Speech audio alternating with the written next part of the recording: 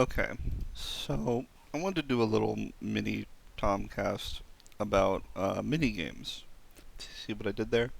Anyway, I wanted to do a mini sort of episode about this because it's unintuitive, right? When you think about a mini game, like at the very basic level, it's like more game for your game, right? I mean, it's like, oh, like I buy a video game, but if I have a mini game in there, it's like I have two games.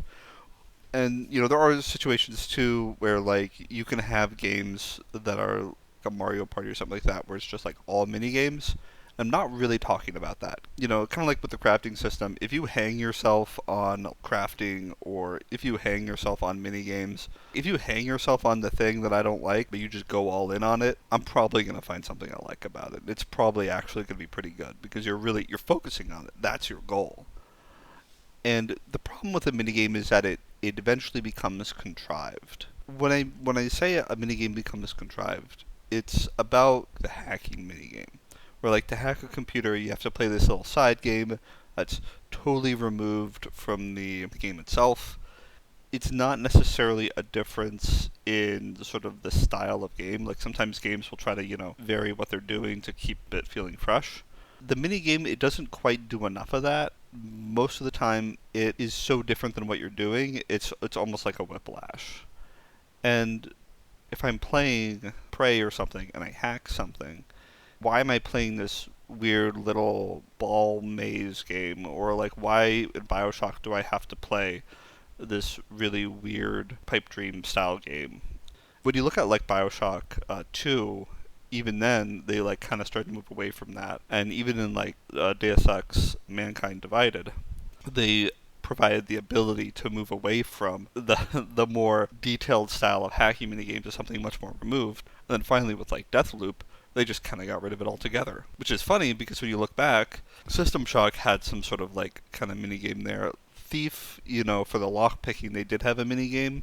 I think it worked out a little bit better though, because one of the problems with the minigame itself is that it removes you from the game that you're playing. And so instead of you being in like the single sort of experience, sort of, you can think of Half-Life and Half-Life 2 as like the extreme example of this, where they just never take control away from the player. I feel like the minigame takes too much control away from the player, or takes the player too much out of the actual experience and puts them into something alternate where they just kind of like futz around for like a few minutes and then they like go back to the actual experience. And when Thief is doing lockpicking, it's like, no, you're still in the game. You just have to like fiddle with these fiddly bits to finish it off. With Deus Ex, it's not quite like that. They do not actually have a system for like NPCs interrupting you while you're hacking, but they do just make it a thing where it's like, hey, you just have like a time bar and it just kind of goes through. It doesn't distract you the same way that I think like what happens in or some of the later Deus Ex games, Prey and Bioshock and stuff like that. So like as a mini game, they're just not really contributing to like the core of the game itself, and I think that's kind of something to really be aware of. I guess sort of the other side of it too is if you have a mini game, many times there's also a way to skip your mini game.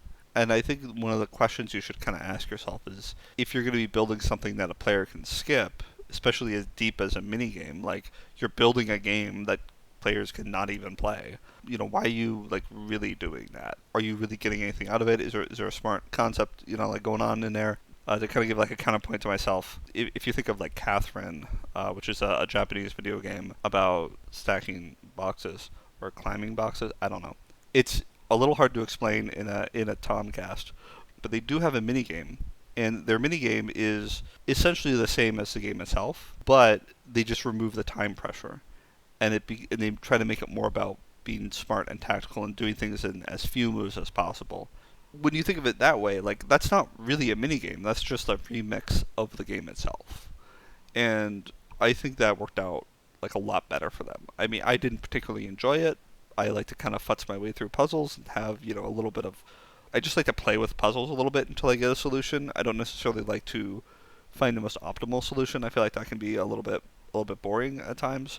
Sometimes it can be fun. So it's like, it definitely is a kind of fun. So I would never like tell someone to remove that from a game, because you kind of have to be a little open to people enjoying things you don't like.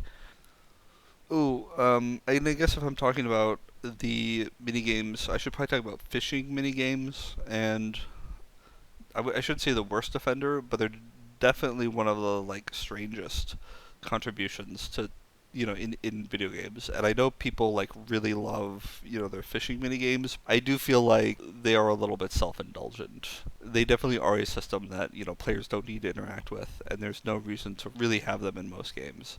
Again, if you are building a game around fishing, or if you can really tie it into the game somehow, I suppose it's fine. But I think in most scenarios, a fishing minigame is either a glorified slot machine or just it doesn't really add anything to the game loop.